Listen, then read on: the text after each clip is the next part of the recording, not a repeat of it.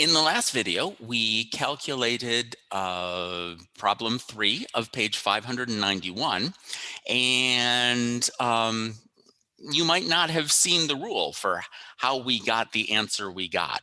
And so what we're going to do is we're going to go about it in a slightly more generic form and see if we can spot what the rule actually is that's going to tell us how we can use the fundamental theorem of calculus to evaluate the derivative of these definite integrals when this is a function instead of just x itself. So what I'm going to do is kind of something we did when we were doing the chain rule. I'm going to start off by setting u as a variable to be equal to x squared.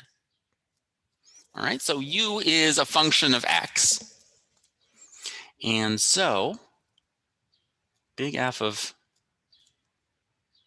x is the derivative from 1 to u of f of t dt.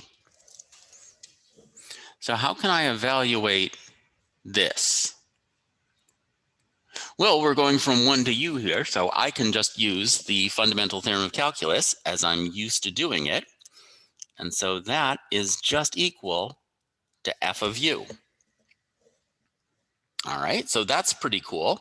The problem is that I really wanted to express my answer in terms of x and not in terms of u.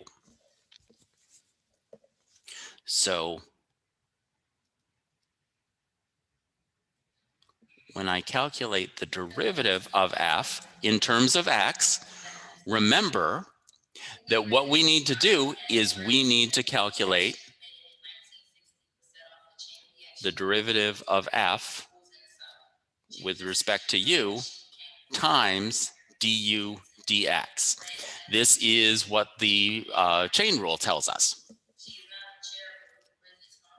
So f prime of x is equal to f of u, which we can write as f of x squared, times du dx, which is equal to 2x, because u is x squared and the derivative of that is 2x.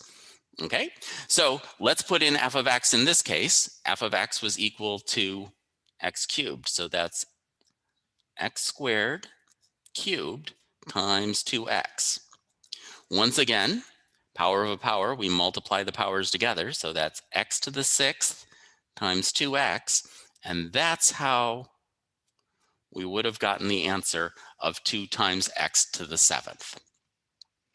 Okay, so that might have looked a little bit complicated, but what we'll do is we will do the next problem and we'll kind of skip to the end and see how we can easily apply these functions when we understand how the fundamental theorem of calculus works alongside with the chain rule like this.